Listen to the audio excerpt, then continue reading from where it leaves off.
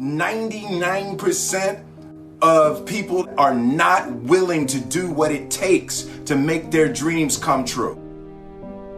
The Marines have a saying, everybody wants to go to heaven, but nobody wants to die.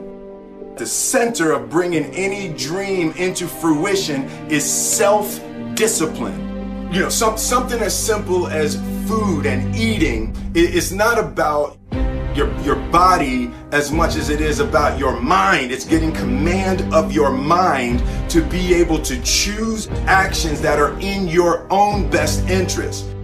Every day we are choosing that's not in our own best interest. So if the world is attacking you and the world wants to fight you and the world's trying to hold you down, so you're gonna kick yourself in the balls? So you're gonna stop yourself from getting what you dream. And I think the word discipline has kind of gotten a bad name. We think about it in terms of punishment. I'm not talking about discipline in that way. I'm talking about discipline in the sense that you forego immediate pleasure for the exchange of long-term self-respect. I believe that self-discipline is the definition of self-love. That when you say that you love yourself, that means that you have behavior towards yourself that is loving. Self-discipline is the center of all material success.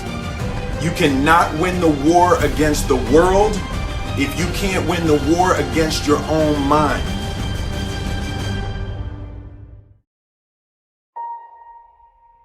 Self-love is when you say to yourself, oh man, look, I know you and that girl got a real connection. I know y'all vibe, but that's your girl's cousin. So I love you too much to let you do that.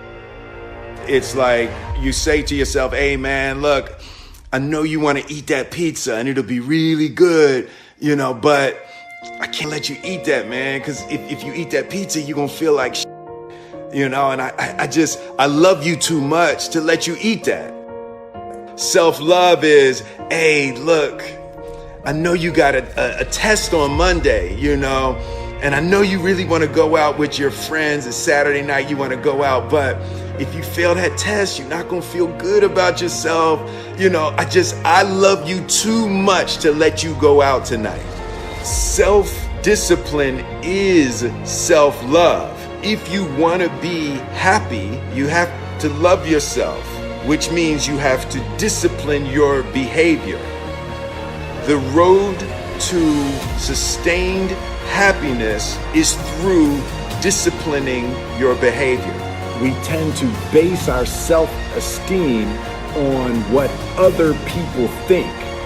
And that's not really self-esteem. Self-esteem is supposed to be how we feel about ourselves. And I was just saying how dangerous it is to allow other people to determine how you're going to feel about you.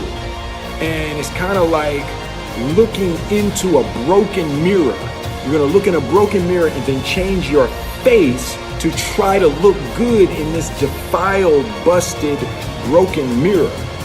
And it just, other people's opinions is a really way to determine how we feel about ourselves.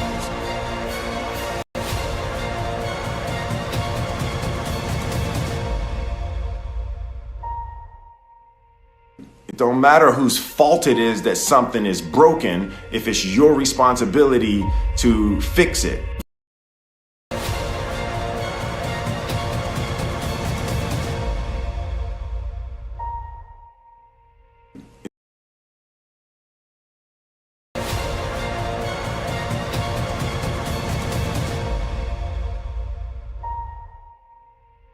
We're damn sure your responsibility to figure out how to take that pain and how to overcome that and build a happy life for yourself. Fault and responsibility do not go together. It sucks, but they don't. When something is somebody's fault, We want them to suffer. We want them punished. We want them to pay. And we want it to be their responsibility to fix it. But that's not how it works, especially when it's your heart.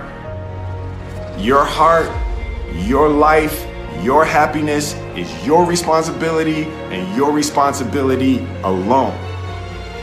As long as we're pointing the finger and stuck in whose fault something is, we're jammed and trapped into victim mode. When you're in victim mode, you are stuck in suffering. The road to power is in taking responsibility.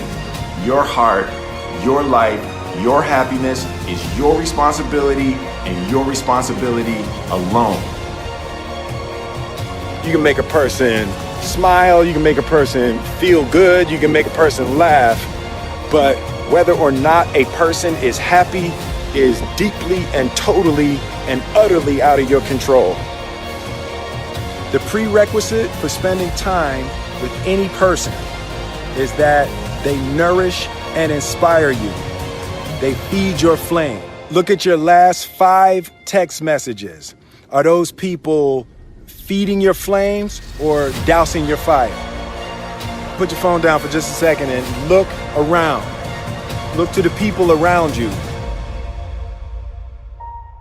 Are those people throwing logs on your fire or are they pissing on it?